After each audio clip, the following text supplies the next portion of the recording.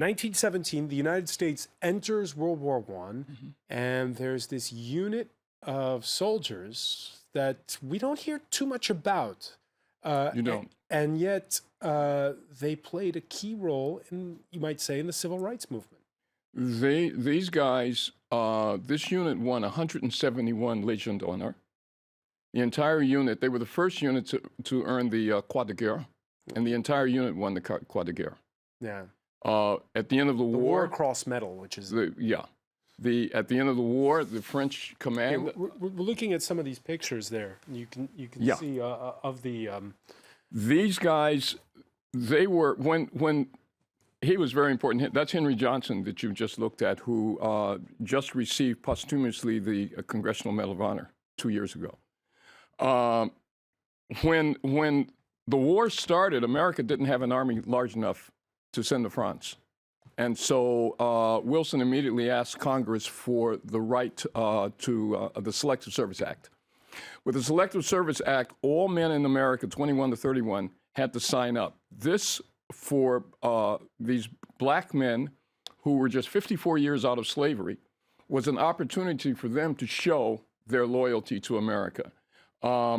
They weren't, however, allowed to engage in combat. They were put into a special unit called the SOS, the Supply of Service, and they came to Europe as workers. These are the guys who unloaded the ships, who built the roads, who buried the dead, et cetera, et cetera. The French had been waiting for replacements, 14, 15, 16, now 17, 4 years, Verdun, huge losses. And Pershing said no replacements. And at a certain point, General Pétain asked Pershing for these black men. Reluctantly, Pershing loaned them, and they were integrated into the 4th French Army under General Henri Gouraud. And they did a marvelous job. They were honored by the French.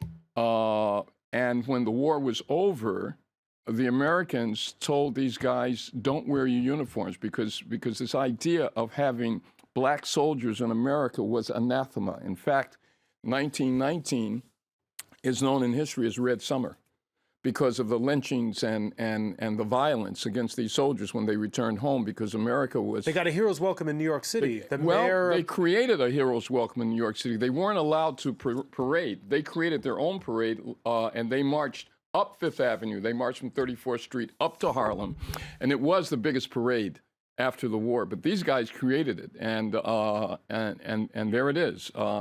They were known as the Harlem Hellfighters. My lapsus was because they were known as the Blutstrucker, the Schwarzen Blutstrucker, by the Germans, because of the efforts of Needham Roberts and Henry Johnson, who we just saw his photo, who fought off a German unit with such efficiency that the German says these guys are the black bloodsuckers, and the French call them the Hellfighters, and that's the name that stuck with them up until today. And we in this country have them to thank for introducing jazz music to They brought they had James Reese Europe was one of the most noted musicians in New York at the time, and he created a band. And when they came off of the ship in Brest, January 1st, 1918, they lined up on the docks and they played the Marseillaise in ragtime.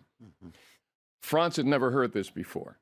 And they went on a tour, ending up in Aix-sur-Bain. And they, in fact, exactly. And they finally had a concert at Champs-Élysées, and the president, Raymond Poincaré, was there. And at the end of the war, one of these men, Eugene Bullard, who was not part of the 369th, but had been in the French Foreign Legion and a pilot, opened up the first nightclub in Montmartre in 1920. And the thing about this important in the context of our show today is that these guys, in their relationship with French soldiers, black guys from Harlem, French guys from Provence, who were operating underneath the meta-narrative, were just coming together, and they created a culture moment that exists until today.